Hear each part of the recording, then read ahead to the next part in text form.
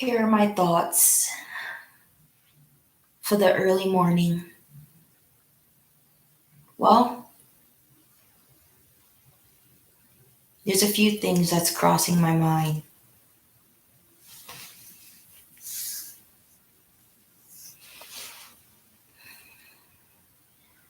One being that everything points back to God.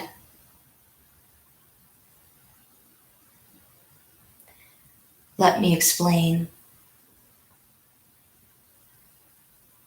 You can plant all day. You can buy seeds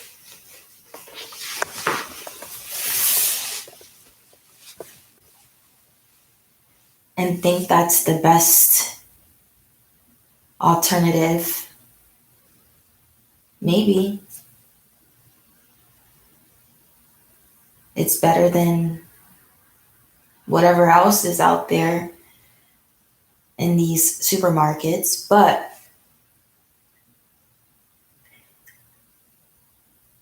where are we buying the seeds? Where are these seeds being made? They can say they're organic, but really you don't know.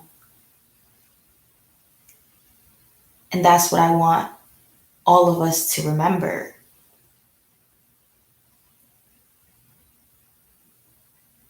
Our food,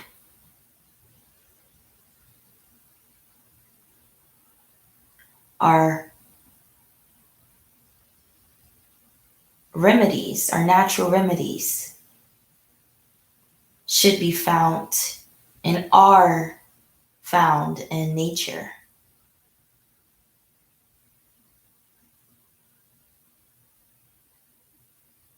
Everything we may need for for our natural remedies should have been found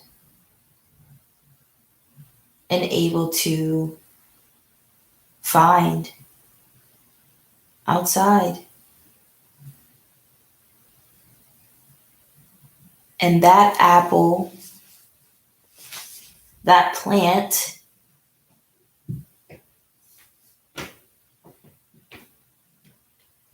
whatever seeds came from it, you took from it. You took from that and you planted it. You planted that. We didn't buy seeds.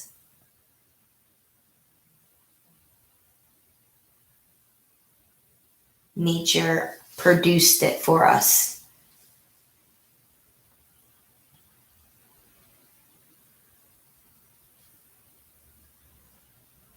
Then you have to make sure that the actual tree you're taking from is an actual, real, natural tree that has natural seeds. So the thought was, and this goes for everything, all roads lead back to him. When he says it is only one way, he's not really asking. But if you think that he is, and you think that there's a choice really, well, you'll find that there is only his way. And that's what I'm trying to remind folks.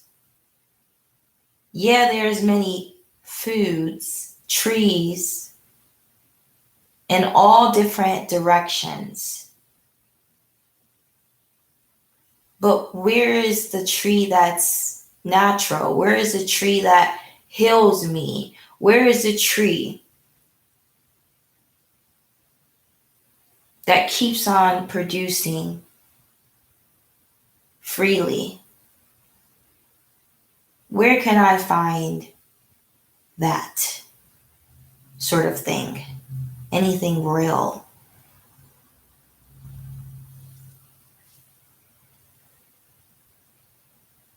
Well, I can't because there's so many different avenues.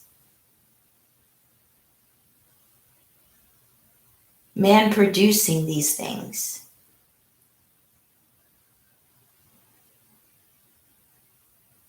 And with all of these avenues, now I have no choice. There's no choice.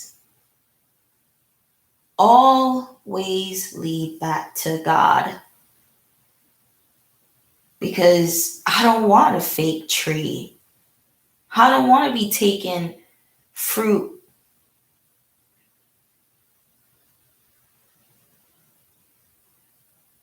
from a poisoned tree.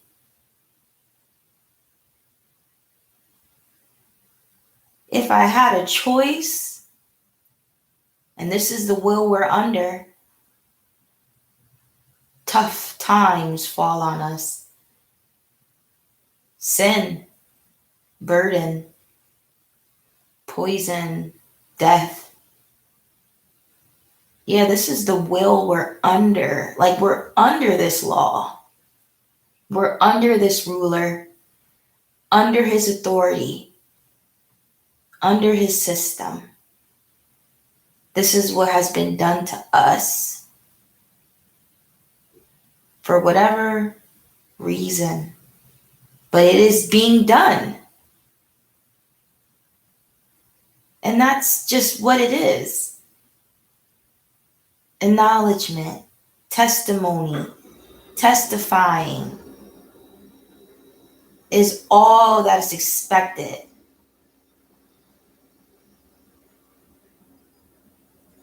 If, I so much can't control the world, if I so much can't change the world, at least I will do. The least you'll find me doing is speaking up about it. Speaking about the things I want to see changed. The things that I find is wrong with it. The things I want to see more of. Since, I'm just one person. Yeah, I might just be one person.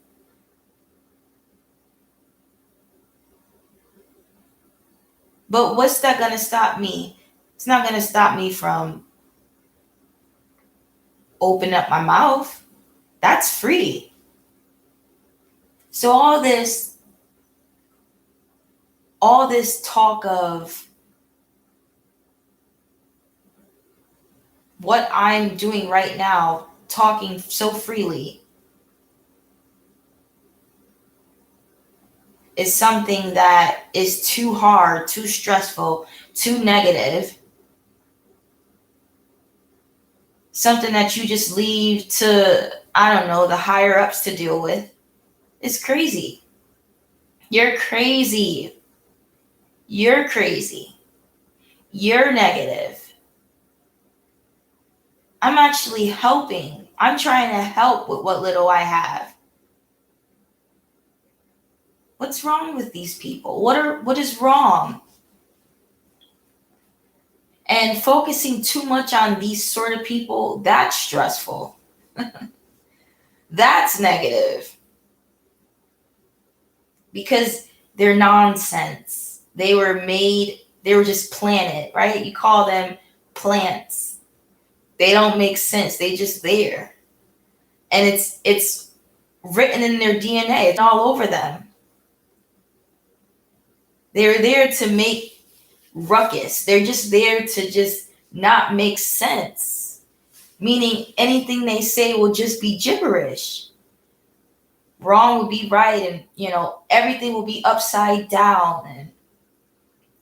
And then knowing that they're a plant, knowing that this is their intent to drive you crazy.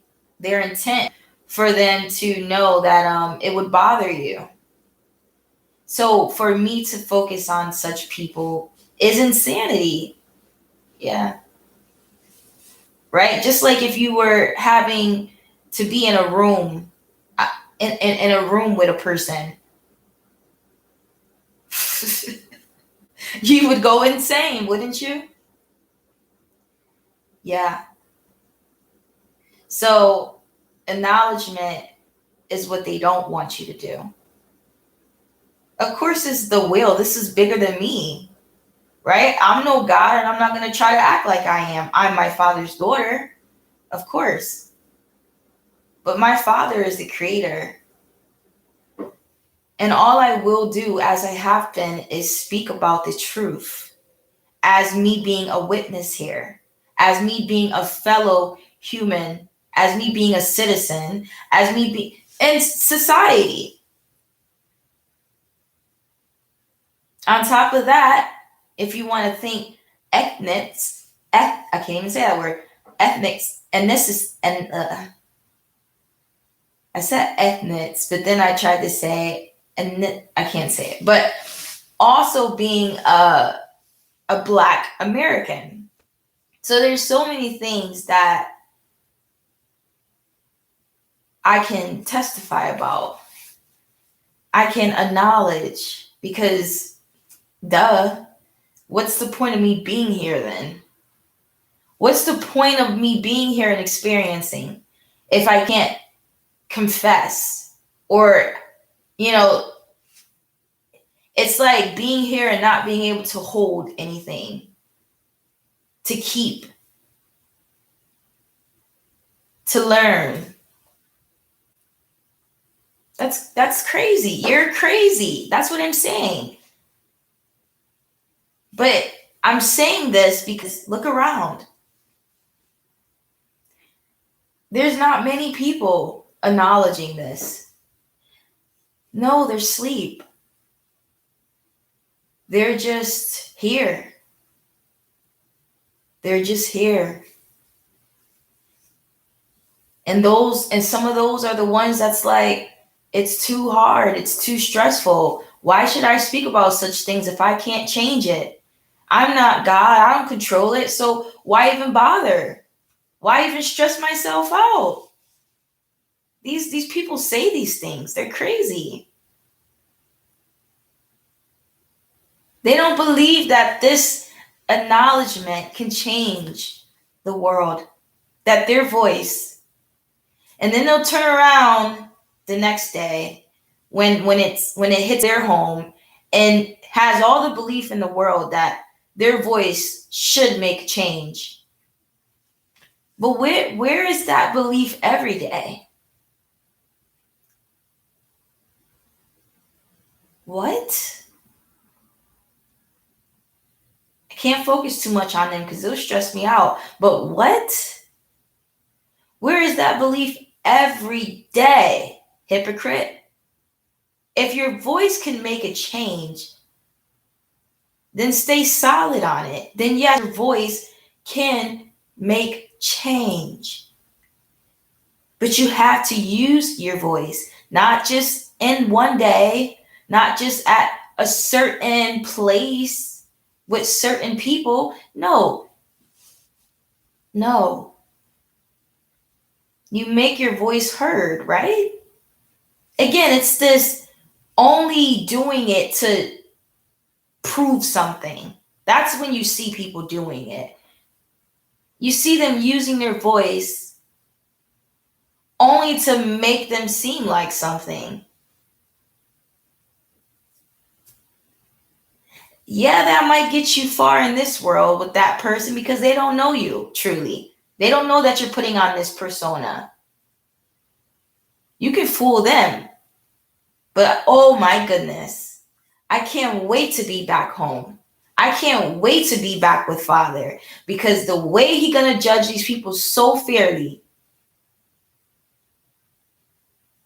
He does not like personas. He does not like 1 foot in and 1 foot out. He don't like the wishy-washy, two-facedy, all these different words to express the same message. You either solid, you're either with us or you're not. And then on top of that, you're using your voice, but you're not even really using it. It's like you're standing up, but you're not even really standing up. right? Like you're not standing up because of the cause. You're standing up because you want to be seen.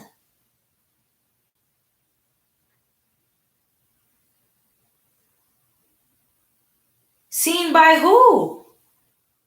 Again, want to be seen by man, want to make an impression by mere humans that don't even care about you. They don't care, right? We care about ourselves as we should. We shouldn't care too much about people in that way. That's when we start to judge them. If you really started to care about yourself, then you would know that God, you be caring about how God sees you. The light that you shine on when you're standing up and you're only trying to impress mere humans. You're not standing up for the cause. When he sees that, he does not see worthiness. Worthiness in a way to be chosen for something, for to be leading someone. Leadership. He's not going to choose someone that's not standing up for the cause, but just wants to stand up to show themselves, show their face, make it all vain.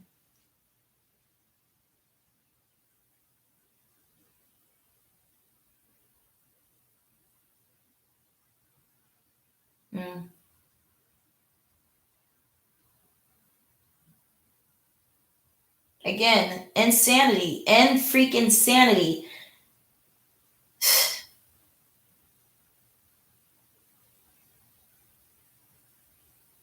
But this would stress them out. No, you stressed us out. This would stress you out. Talking about the truth, standing up for the truth, standing up for what's wrong in the world, making awareness about it, making awareness of trying to get rid of this modified artificial food and all these things, right? Standing up for it, speaking up for wanting more natural, more organic, keeping the environment, nature intact, making sure it's clean, making sure the air. Standing up for those things. Standing up for animals' rights. Shoot, standing up for your rights. Your God-given rights. Right? When there was racism at its best. When there was no woman rights. Standing up for your rights. What happened? What happened to the fire? What happened? And all of this of what I'm saying is too much for a person? What happened? And what does that look like for the next generation? The golden age is passing on. It's our time. Now we're the new adults. And this is what I'm hearing? This is too much.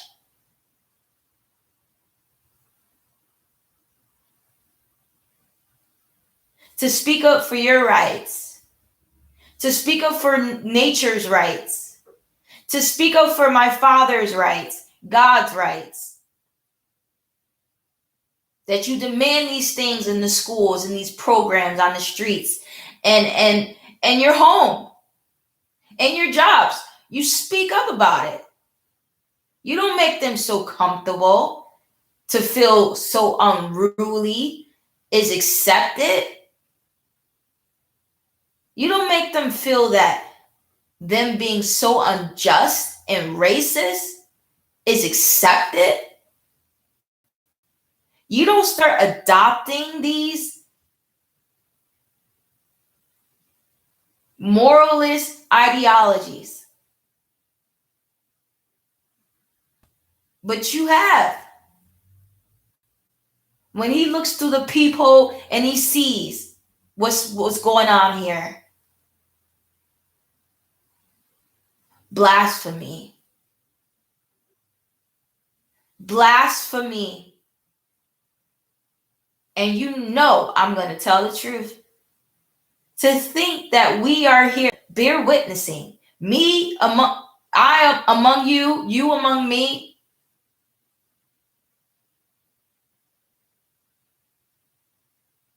To think that all these things are being done, have been done, it's getting worse.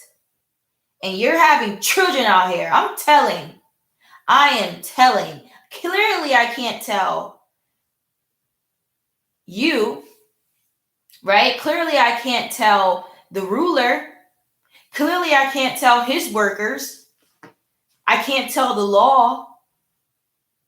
I can't trust them, right? You're not supposed to trust anyone here. But I dang sure can't trust them in the synagogues, right? In the high seas. I can't trust anyone that I expect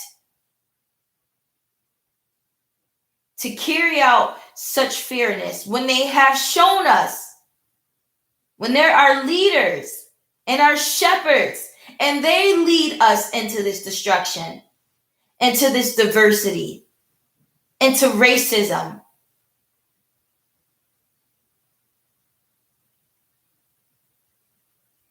They led our nature to be demolished, our natural trees to be cut down. My goodness, they're the ones passing laws telling us that we can't even go into these places of nature without paying for it. So to think that I go to them and that they'll listen to me, not only, is foolery. You can go to them, but you know what? I'll go to my Father. I'm telling the truth. I am testifying. This is the testimonies.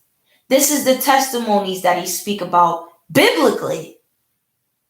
Close the book. We don't need the book necessarily, because even if the book didn't tell you these things, you got no choice, because all roads lead to God. When all roads are lying, when all other roads are leading to destruction, you find that you have no choice. That you be a fool to keep going in these other directions that keep leading you in the same pits and the same delusions and the same lies generationally.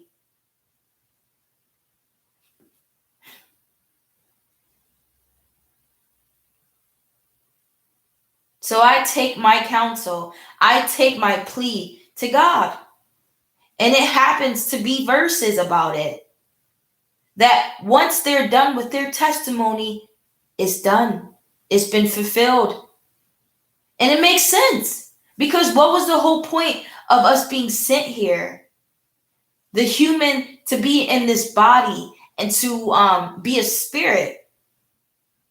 The human experience.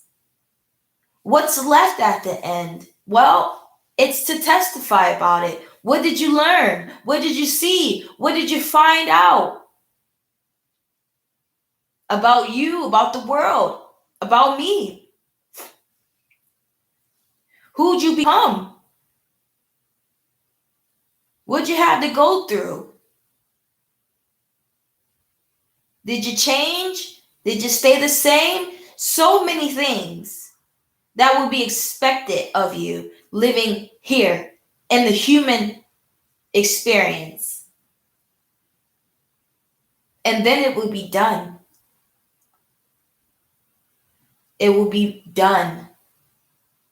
So we're all testifying, whoever they are, in the four corners of the every corner of the world, all scattered out here. But let me speak for me, because I like to speak for everyone. I'm testifying. I've been doing it for years now.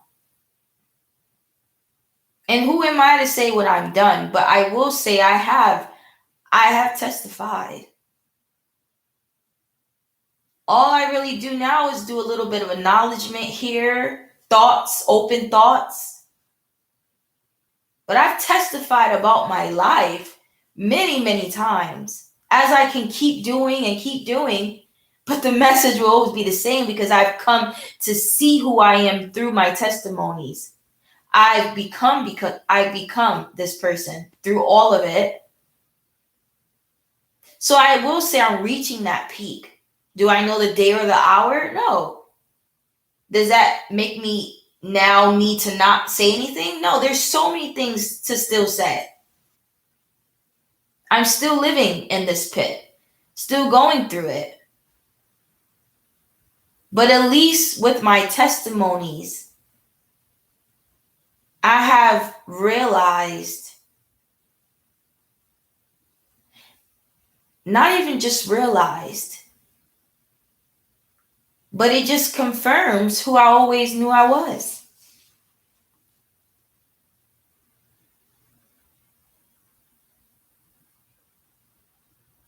So testimony and confessing, acknowledgement is more than necessary.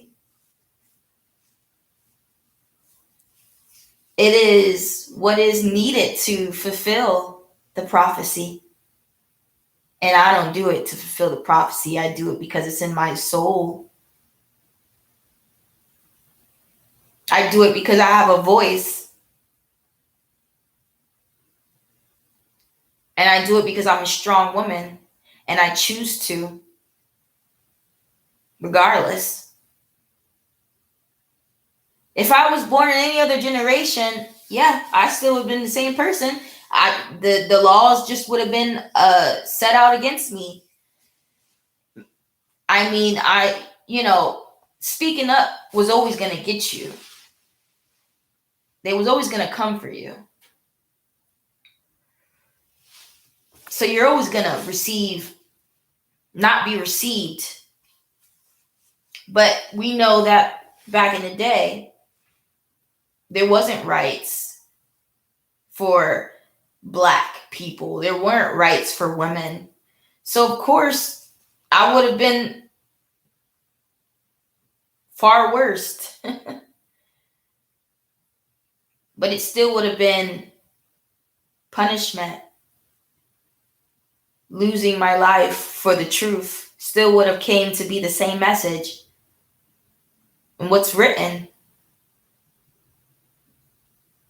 do what you will do to me, Satan. This has to be done. You were going to do it anyway.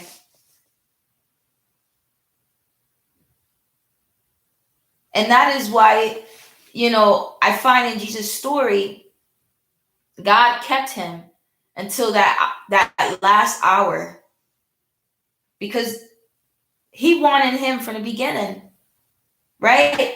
Meaning when you step foot in this world, being truth, walking in it, anyone that bears witness to you, that is against you, they want to hurt you. They want to break you down. They want to make an example out of you. But if God is holding them back, just like God held all of his adversaries back, right? And he even said it himself. It's not my time yet. It's not time.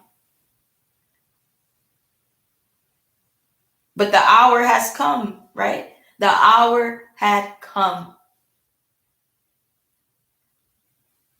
that they were going to hand me over to the law, to the priests, the teachers, the people in high seats.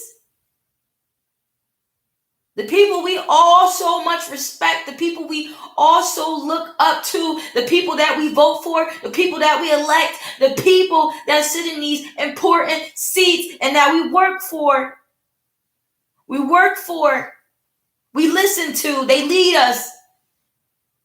He was going to be handed over to them. Can't you see the resemblance? Can't you see? And he said, Father, forgive them, for they don't know. They don't see. But now that you know the truth, now do you see? I'm trying to interpret these things. My goodness. And I hope you see. Because these things have always been written. But for some reason, It has become mysteries.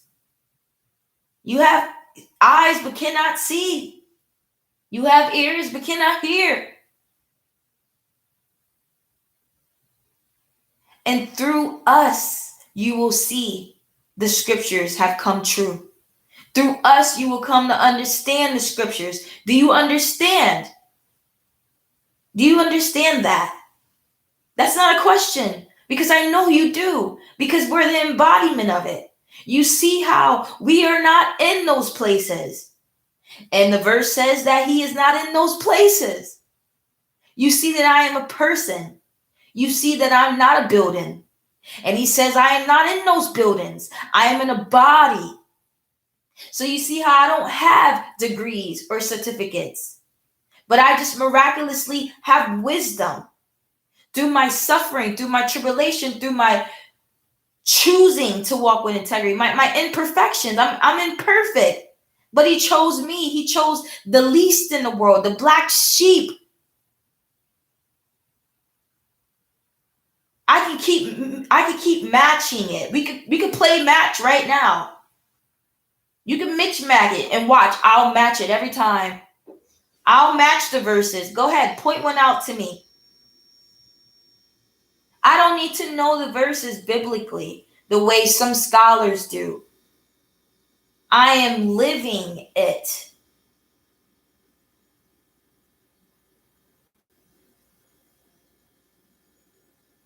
That is my realization. That is my revelation through the years of me testifying that, wow, I am somebody.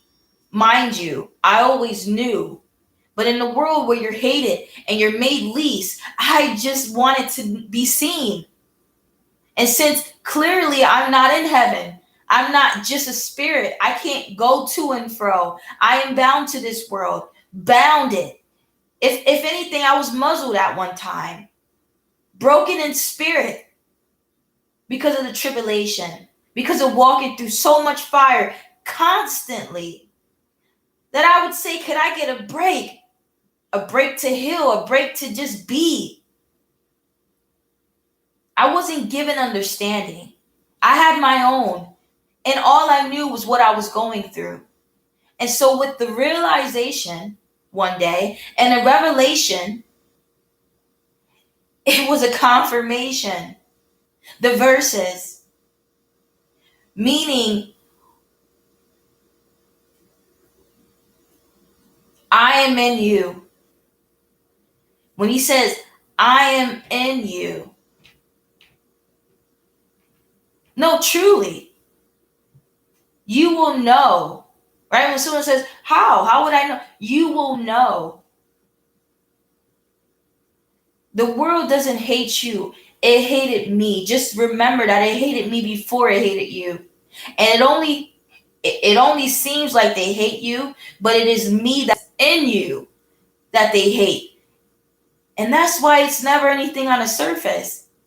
Because if it was something on the surface, then they should hate everybody, because we are all imperfected. We all have imperfections on the flesh. We all have sinned. We all have fallen short of the glory. But no, that wasn't what they hated, because they wouldn't hate themselves. So what made me different? When it was nothing on the surface. So I understood that verse. I could interpret it. I could interpret it with my own story. I didn't need a book or a script. The script just said it in a parable. I could interpret it because I was a witness to it. Not even a witness. I could say a witness to myself because I am talking about myself, but more than a witness.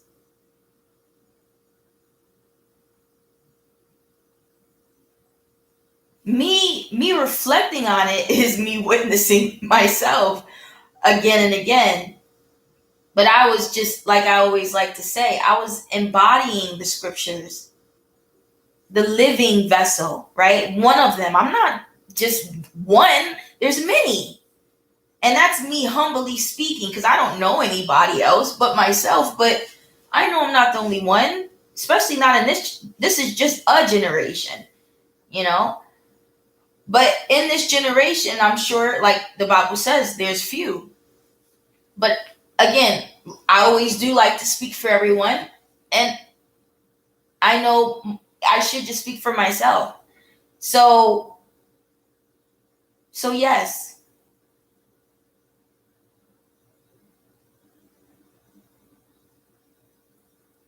I was seeing, I was seeing that the scriptures were true. I was given the understanding by being and going through life. That was the understanding. They say, how do you get understanding? Go through life. I can't say anything but that. Go through life the best way you can. So that when you open the book, if you open the Bible, if you open this prophecy book, this sacred book, you see yourself in it. And many people see themselves in it, whether it's the people that can't sleep without shedding blood. Anyone and everyone can see themselves in it. But of course, anyone will want to be the person that receives gifts, Holy Spirit, wants to, be chosen, feel like they're the elect. Of course, everyone wants to zoom into those things because obviously those few are really important. They're really the high priests. They're really rich. They're the rich people in the world, right? They're what richness means. That's where richness comes from. We were the beginning of all of this. This is all a copy and a deranged and deceptive copy of who we are, right? This world is a copy, wanting to be such a God, wanting to be such a priest, wanting to know such knowledge and wisdom when we hold it in our soul, in our spirit. And that is why they hate not our flesh, but our spirit. And they say that it is a spiritual warfare. That this is not, they don't fight like among the flesh and bone. Like this has nothing to do with that. This is bigger than that. This started in the beginning of times, right? We just happen to be in this generation. But this is a generational curse, is it not? And we're still waiting to be set free. But each generation we get closer. We get a little bit more freer, or we get a little bit more knowledge in a sense of freeness, clarity. But we still haven't made it. But every generation, we should be getting closer from what the last generation did, for us, paved the way for us.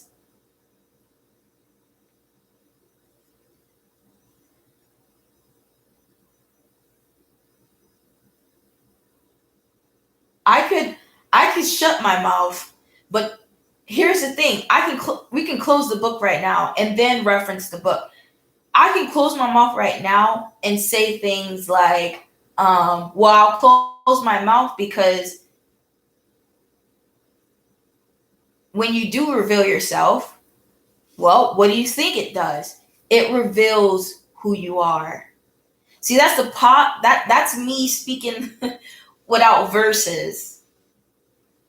It just reveals who you are. Put a verse into it. I can close my mouth, but I know that there is a verse that says things like,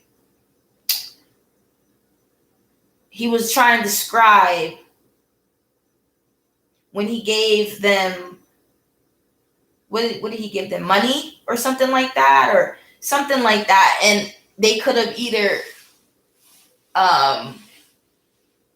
did whatever they did to multiply it or not. So I'm just using that verse. And so what I mean when I use that verse is just that I know that what I know, right, what I've been through, who I am, can help, can make people see, can make people remember, can make people understand in my own way, right? In my own unique way, just as someone else in their own unique way.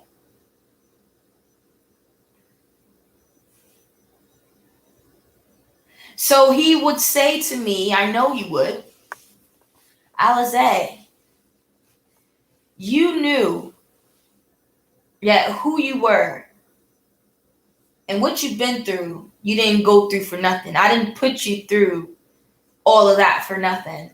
For you to close your mouth.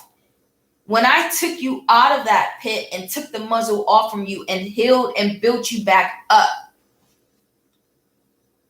right? You were back into who you are. Your spirit was intact. Your heart is not hardened. Speak, spirit. He was expecting me to speak because he knows me. See, that's the other thing. When people know you, there's expectation, whether it's a healthy one or not. But I am a talkative person. So anyone that truly knows me knows if I'm quiet, they're going to have they're going to question me. Even if I don't like it, it's the same thing. People put you on standards, whether they know it or not. Like, and again, I'm trying to use it in a healthy way because the truth is that most of the time, if I am quiet and I'm not at work or, you know what I mean, or I'm just calm and by myself, then I'm probably in my head. And it's probably not a good thing in a way. So just to say that is just to say this. I know what's expected of me. Just as like you should know what's expected from you. Just like I'm saying, I know what he has done for me. And that's the other thing. You have to know who you are. You have to know that God is in your life. You have to know what he has done for you. I do. So for me to know what I can give to the world and not give it, I know I'm going to be held. I'm going to be questioned. I'm going to be judged for that. And there's many things I'm going to be judged for, but just that alone. There's no reason why my mouth will be shut, especially if I'm a loud, talkative person. He's already going to have a problem with that because that's telling him that I chose to be quiet because I just didn't want to give anyone what I know. That's it. Because I was capable. I was capable. So, yeah, so that's the biblical verse. That's what I know biblically. It's not even biblically, but that's what I know spiritually. But again, I don't do it because I'm supposed to spiritually. That just happened to be a bonus, right? For me to read a verse and see that, or for me to, believe that. Like, oh, I'm sure I'm gonna be judged, But that's the last thing on my mind. Because again, it doesn't take me for me to know that I'm gonna be judged off of doing the work, right? Because this is what people considered work spiritually. Because again, as I was speaking earlier, to most people, this is work because, again, they don't want to talk about it. It's too stressful. It's too negative. It's too dark. Again, yes, it's not any news to anyone. You shouldn't be surprised. I talk about the dark things in the world. If it was so jolly, then let it be jolly. And then I can talk about it. But that's not the issue. So that shouldn't be a question. Stop doing these things. Simply. But you don't want no one to talk about it. That's the thing. I've slowed down. I've stopped doing certain things so that because for one, I don't want to risk my life. I don't want to risk my body. I don't want to risk my mind. Like, I was young and I can give myself grace, right? I was younger and I didn't know any better, or I was naive, or whatever you want to call it. But there's a time and a place where you mature. You come to this understanding that I don't want to risk my life. I don't want to risk it. Or you just, for me, I knew that if I was to continue living a certain way, yeah, it wouldn't be good. I also knew that the way I could have been living, or the way I was sort of living, was not me. It wasn't a true reflection of me. So it didn't take me long for me to snap out of it. It didn't take me long to be like, okay, I'm done. I'm not doing this again, or I'm not going to, partake in certain things. If anything, it was more of a curiosity thing. Okay, I'll try it. But once you try something, it's like, oh yeah, this is not me, or I'm not feeling it. And so you leave it alone. And if it happens to be something addicting, then yeah, okay, you might take your time with moving away from it. But knowing who you are and trusting in who you are, you're still moving away from it, just a bit slower rather than cold turkey in it, right? So that's what I mean. For me, that's what helped me make a vow when I was 24. Because it was just simply like, okay, I'm a single young woman. I shouldn't be out here being worldly, right? Because that's not how I was raised. That's not who I am. But I can be, right? I can act a certain way because I'm young. Okay, I can give myself grace. I can act a certain way because I'm inexperienced. So there's curiosity. Okay, understandable. But again, it took me to experience certain things to be like, okay, well, I'm not getting the results that I'm looking for. Or just that. Like, I'm not getting what I need. So instead of continuing to put myself in jeopardy, I'm going to wait. I'm going to stop, right? I'm going to take my hand off this wheel and allow my Father to take control. So whether that have been looking for something, looking for someone, expecting certain things, I was now willing to make a vow to say, Father, I wait for you. And with that, it helped guard myself. It helped guard my body. It helped guard me in certain ways. It saved me in certain ways because I'm 30 now. Who knows what could have happened, what could have been within those years if I was still out there giving the world me, my body, my mind, like my time. Such a waste. And that is why the world, you don't miss the world. The world is missing you. There is no fear of missing out. No, they're missing you. They're missing me. Look at what I have to give. Look at what you can give to the world. And you look at the world and see what they've given or what they can give to you. You think you want that? Because I don't.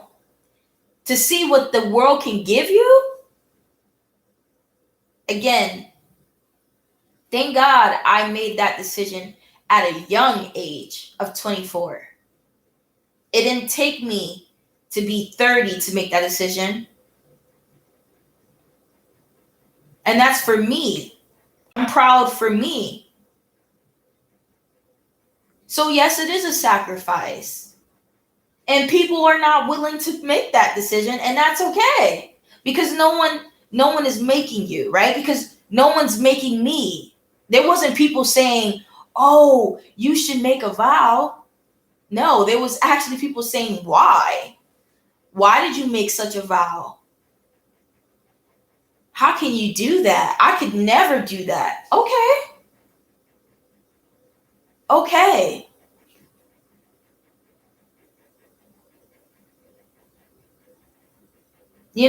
You get things like, why did you make a vow? Did something happen to you? No. But it helped prevent things from happening to me. And here's the thing. I didn't make the fear out of, I didn't make I didn't make the vow out of fear. I made the vow because I know and I knew that I wasn't supposed to live a certain way. As in, if I'm a single young woman and I'm out here, I wasn't dating, but I met a few people, and I'm meeting these people to potentially date them, to see if I can, and to see that I'm not getting what I'm expecting.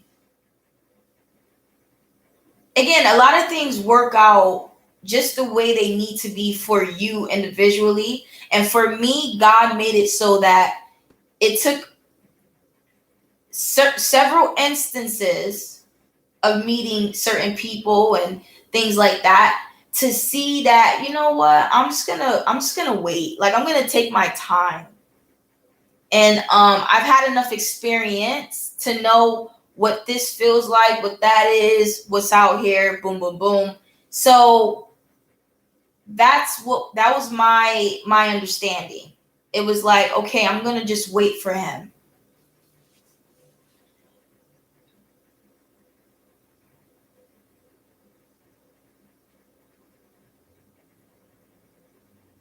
So it worked for me. It worked for me because I know God was carrying me through it,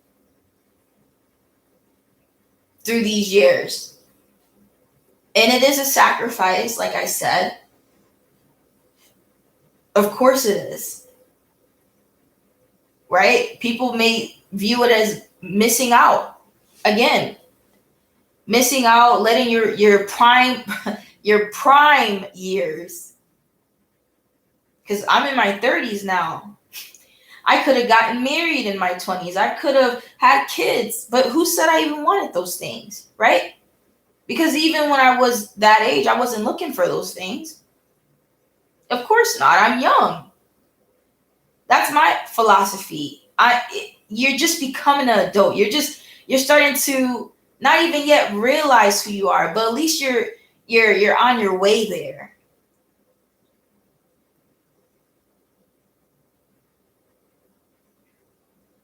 In my life, really, since I didn't have friends or any of those things, or more a social life growing up as a child and a teenager, my first thought was, okay, I'm living on my own at 19, right? So I'm maneuvering my early 20s. And so my first thought was, okay, if I am to meet someone, the first thing is not to jump in a relationship, because I don't know what that really is. The first thing is not to want kids. No, it's to get to know someone, be friends, see if we're compatible, right? And if you get lucky, you get lucky. But that was my thought. It wasn't, let's jump in a relationship. No, can I know you? And so, yeah, of course, it's who you know, it's what area you're around. But it didn't take me for me to need to go other places and explore other people to. No, it was more just like, you know what? I'm just gonna wait, and I'm gonna let my father take control, because in the end, my heart's desire is for him to give me over to who he's created me for, and them for me, and I for them. In my heart's desire. So in one's heart, that's the right way to do it. Because the only person that knows me better than myself and knows who is for me is him. So me saying that, okay, I'm gonna wait, Father, and it ain't gonna be, and I know that pretty much that's what it was. It was just, I'm gonna wait. I'm going to wait. I'm going to wait for you. Those are my words. And I knew what that meant, and he knew what that meant. Because typically, the father gives his daughter over to her groom, right? Right? Just like now we can use verses because now it's coming to me, but you cling to once you find your mate, your companion, your other half you become one with that person. Before that even happens, you're in your father's house, right? You're in your parents' house. Or you're still under that promise that you made to yourself and to your parents. That's the impression, right? And at least that's the impression they would want for you. And honestly, you'd want for yourself, even if you weren't living a perfect life. Even if the garden down there wasn't sealed, you seal it up, okay? You seal it up. Just like you can be reborn again, just seal it up. It's better to seal it up than to not seal it up. It's better to stop than to keep allowing people into your garden, right? So even though I'm not a virgin, I stopped. I don't allow people into my garden. No longer. Because it's preserved. And that's what my heart desires. Like anyone, I'm sure, will desire that. To treat their bodies. And I think, like I said, we all desire it, but it's about are we willing to stop? Let God control us. Make a vow. Seal it up. You see?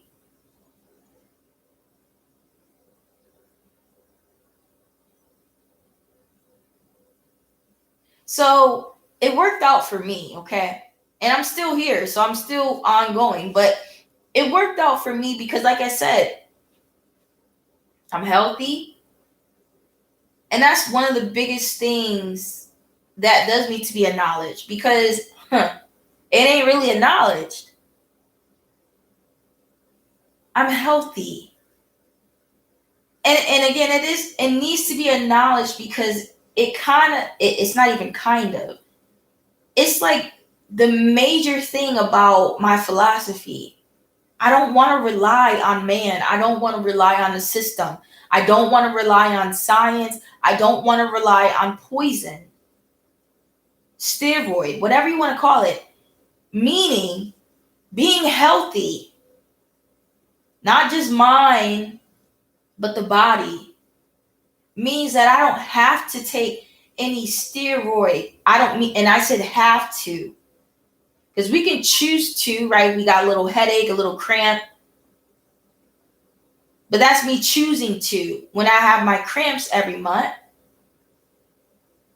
But to have to rely on medicine. No, I can't even say medicine. To rely on poison, steroid.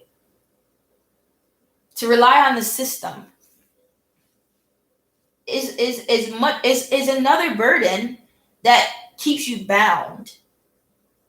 So yes, being healthy, working a job or however many jobs you have, working it and knowing that you don't necessarily need their insurance. Most people that I come in contact with say I can't be part-time. I can't be PRN because I need the insurance. I need the health insurance. So yes.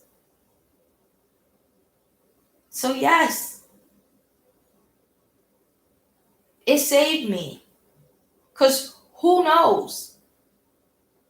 Who freaking knows? I want to stay healthy. So that's the first thing. I want to stay able I want to stay able to be able make, I can't even say that word. I want to be able to choose in everything. I don't want to ever feel like I have to. I don't have to do anything. But you will if your life depends on it. Unfortunately. And it starts with our decisions. None of us are perfect. That's why I tell you a little bit of this, a little bit of that. I'm an open book. I'm a sinner too. But the difference is that I've made a sacrifice. I've made a decision, right? To prevent certain things, to take the back seat also. Because if I know that in the future, I'm getting older. So of course my mind, naturally, spiritually, my mind is going to think about mature things. So yes, I'm going to start thinking about my mate, my companion. Of course, I'm a woman, and every woman needs a man, just like every man needs a woman. And we're not just speaking physically.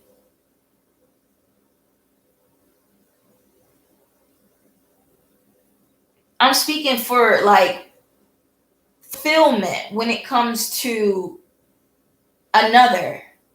Since another exists, that's the thing. Because you can find fulfillment in oneself and not need nothing. But we're speaking on another, meaning I was not made alone. I was made to have a counterpart. Right? The man was not made to be alone. He was made to have a counterpart. So when I put my mind to that philosophy, that truth, then I can say, well, yes, that sort of fulfillment would have to be fulfilled by us becoming one, right? I have to be with that other, that the other for completion, for us to be one. And so knowing that, and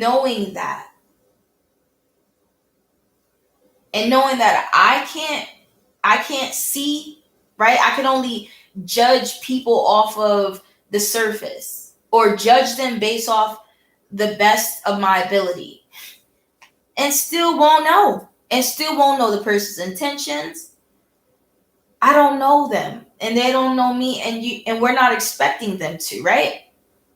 So to put my trust in the Father, because clearly, why wouldn't I, is all that I'm saying. He's going to give me over to my other. That's it. And until then, I can wait as I've been. And I'm not saying I've been waiting for my other, because that's just the bonus.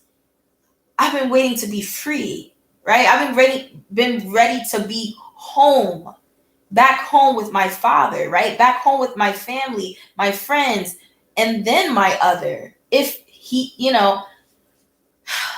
right? Back home where my heart's desires. So there's so many things that I wait for. And since I know that it's something that's ongoing, because he has shown me through me, and you can see signs in the world aligning, right? When he took the fear away from me in 2018, what popped off? Well, COVID. A few months later, when he started to give me the knowledge, understanding, it was a time for me to reflect and testify, for me to see who I am, to remind myself who I was. When he gave to me the understanding of wisdom, it made me look it up, right? And it was a verse. So that's what made me open the Bible and start reading it from that part of the book, the gift of the Spirit, because my revelation was, oh wow, I sound knowledgeable, I sound wisdom.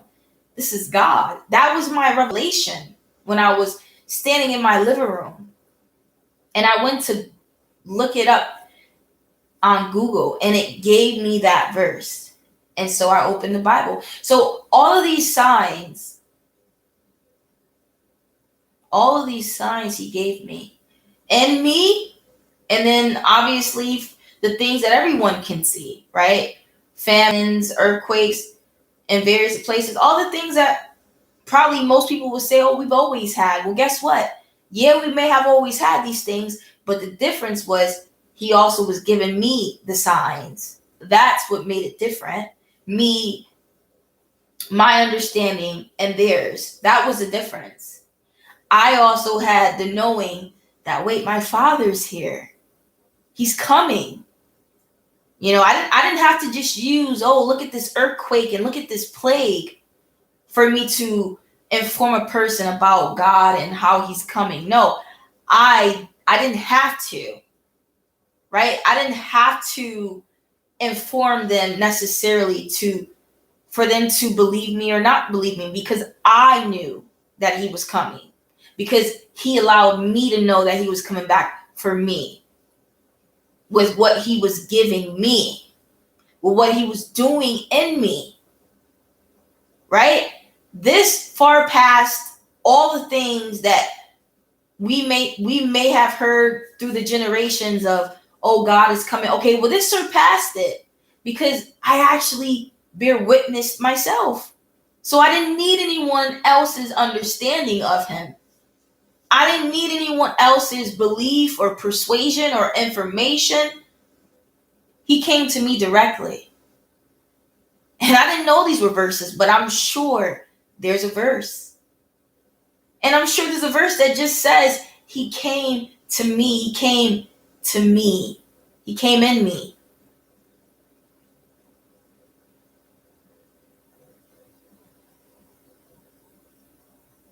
That was it. So to hear other people say, this is how you see him, and this is okay, listen, if that's how you want to convey him, okay. But all I can say is that my way, his way that he's shown me him, was the way the verses also say it. All I had was just him in me.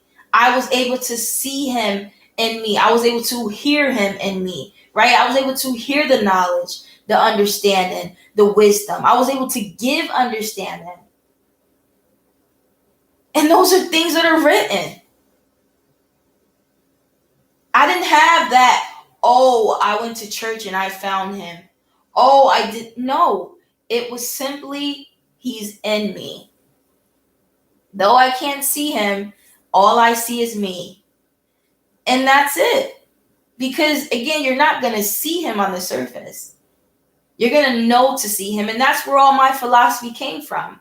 Knowing to see. My theory, know to see. Another thing that came to me in those days was individuals, selfish beings within themselves, they have a right to. He put that in me. Individuals, selfish beings within themselves, they have a right to. Right? Because that gave me understanding of why people do what they do, even though on the surface they have titles, they hold blood relations to you. Individuals, mother, individual, father, individual, sister, brother, individuals. See them without the title. They are individuals, selfish beings within themselves. They have a right to. If they feel how they feel, if they done what they did, they have a right to. Well, because they're my mom, because that's a whole individual that's not perfect, that needs to survive, that needs to care for themselves. Selfish beings within themselves, they have a right to. I said, yes, Father. It came to me. That was me. That was not me. That was not me. That was all him. And it stuck with me. Those phrases stuck with me. All these other things on the surface is no surprising. And it's no surprising that these things are not just regular old earthquakes because they're multiple. I mean, it's apparent. Nothing's hidden no more. So what I'm saying is that it was aligning. Of course, I knew he came to me. Of course, it was true. But it's even more true to see that everyone else starts to see that he's coming, whether through me or just through the world. But at the end of the day, I know, right? And there's the verse. You'll know. I know. And there's a peace. There's a humble peace there. There's no envy. There's no and that's the thing, the fruits that come from it. You're not gonna find me argue with someone. You're not gonna find me in competition. No. You see what I'm saying? When you actually been there, you've actually okay. When you actually bear witness to him, and we're not even saying physically, but again, the true theory is to know to see him, because he's not gonna show himself. If anything, when that time comes, like he says, he's like lightning. Everyone's gonna see him in the physical form. But but just his philosophy, he wants people to understand that, like, again, it shouldn't matter what I look like. It's about knowing me. Amen. What's more important, seeing me or knowing me? Amen. He wants you to know him. He wants to know that. He wants you to know his philosophy. He says, I want to know you. I don't want to just see you, daughter. I want to know you. I don't want to just see what you look like. I want to see your soul. I want to see through you. I want to see what's in you. I want to search you. Isn't that beautiful? So yes, I knew, right? I was knowing. I still don't know what he looked like. I didn't see him. I know. And I know him by knowing me. At least the good, the better parts of me.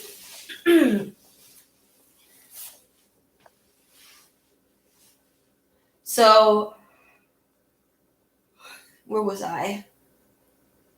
So yeah, when you actually bear witness to him, use your own interpretation, but we should all come to the same message. When you actually bear witness to God by knowing him, again, use your own interpretation, because I say that because I want to use an interpretation for whoever hears sake, but I'm not. I'm just going to say it in my way, because this is the way that it happened. I bear witness to him. He has come to me, and I know that. And when you bear witness and you were there, there's nothing that can take that away, right? He witnessed it. You're in. Like,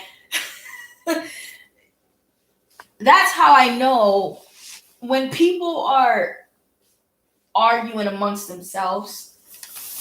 For example, as I like to say, tries to fit the shoe. It just shows insecurity. Again, I don't know you personally, but let's be real. Like, we ain't, like, it's common sense. Because I'm sitting here telling you, I'm not going to argue with anyone that don't need to, because I know my position. Like, I know he loves me. I know that he's come to me. I know he sees me. I can have a whole lecture on this topic here, because it's very simple to me. But yes, when you are saying that the shoe fits, which is the oldest tell in the book, because it just means that you're saying that you're something, but only time will tell.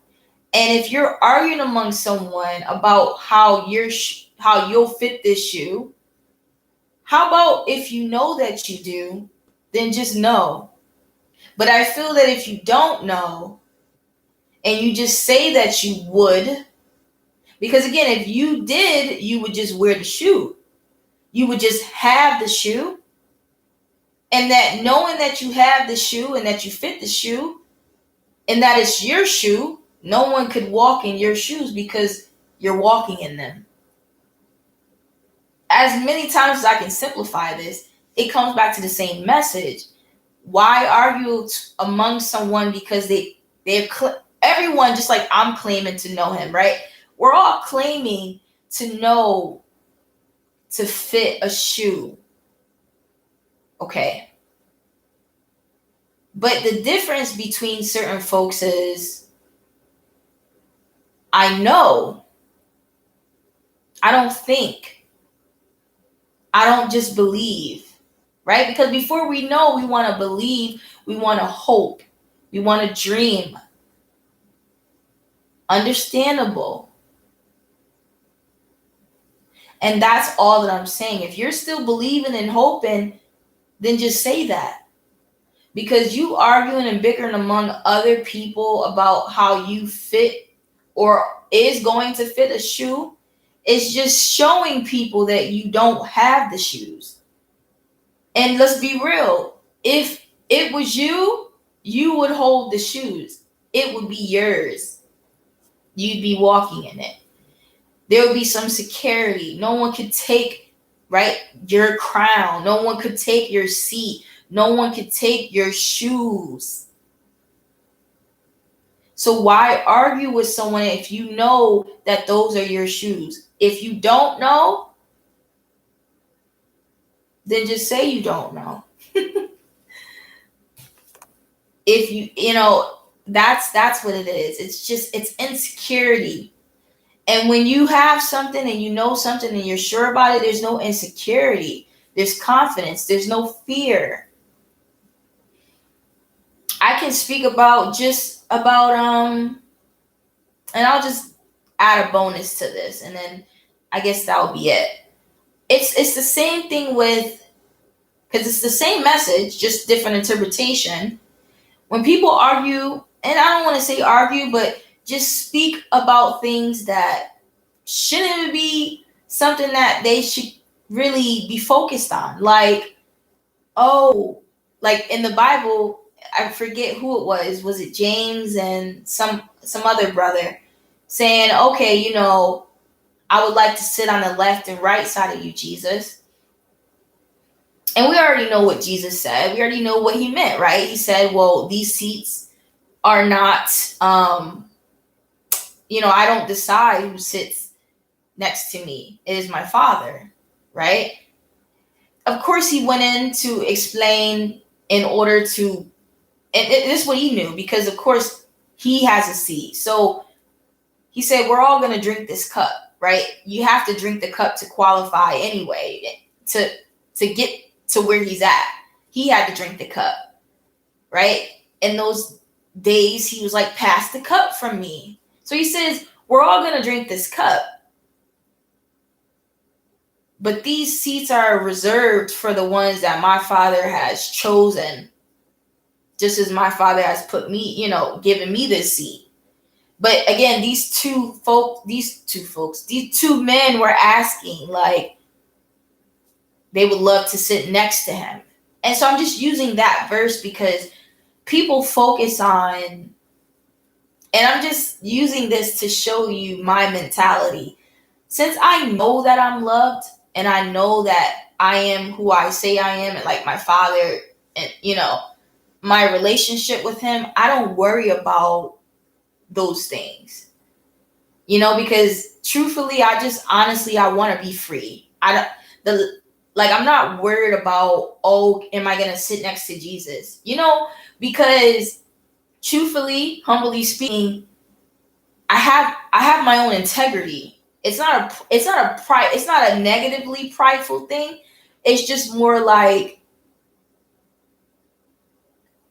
it's okay if I'm not sitting next to Jesus. You know why? Because I'm my own person. Like, I just need to make it, right? I know I'll have a seat.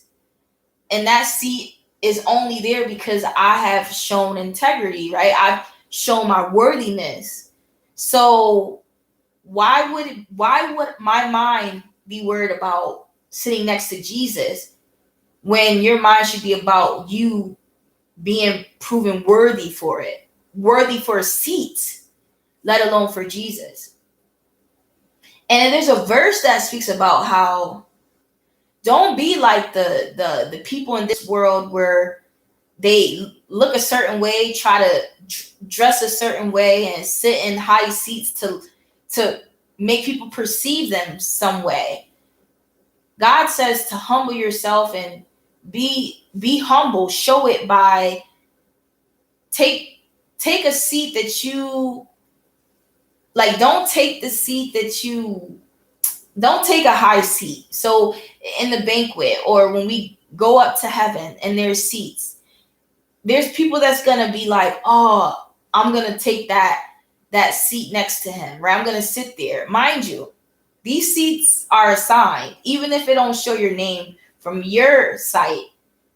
He's saying that if you were humble, you would just take a seat wherever you are, right? Like you wouldn't be intentionally looking for the highest seat. So you gotta, use verses to understand and see the messages. Like, humble yourself. Worry about yourself. Why are you worried about how you're gonna look, who you're gonna be with? Those things should be a bonus. Those things should be something that you don't have to worry about. You give God it. You let God control it. So, yes, I know I will have a seat. But it doesn't have to be next to God. It doesn't have to be next to Jesus, because no matter where I am in that room, I'm always going to be my Father's daughter. And here's the other thing. It's almost making you look, again, insecure. Like you don't have security. Because when you act like that, it makes a person feel like, dang, do I got to hold your hand to make you see that I love you? Do I always got to tell you I love you so that you know? And if I do, then you don't know me at all, or I don't know you at all, right? And that's not my Father's philosophy. My Father's philosophy is you should know that I love you. I can kiss you 1,000 times. I could hold your hand. I could be walking on the side of you. But if you don't know that I love you, if you don't know, you're going to be insecure.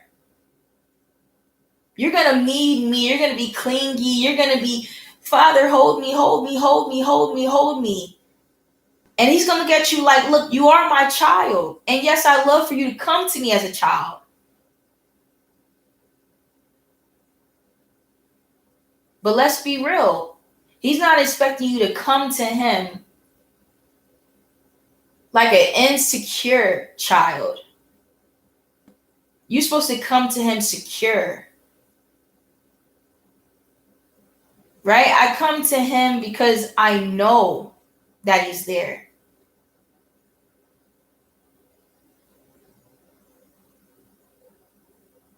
I call on him when I really feel I need to, like when I feel like it, but it's not, I don't just do it just because.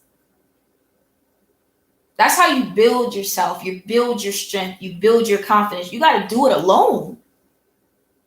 You got to feel secure in yourself to know that you can get through it on your own. That's what he's teaching us. That's what you should be learning if you're going through tribulation and persevering through it.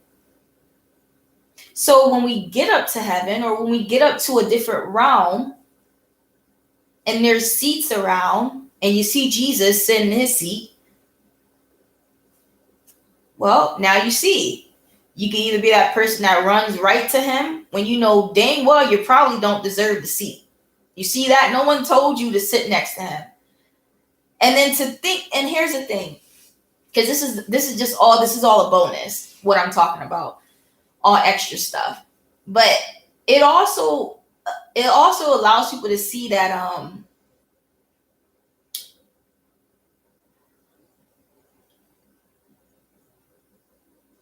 you took it upon yourself to assign yourself a seat, when knowing dang well Jesus did not just he didn't just not work for that seat.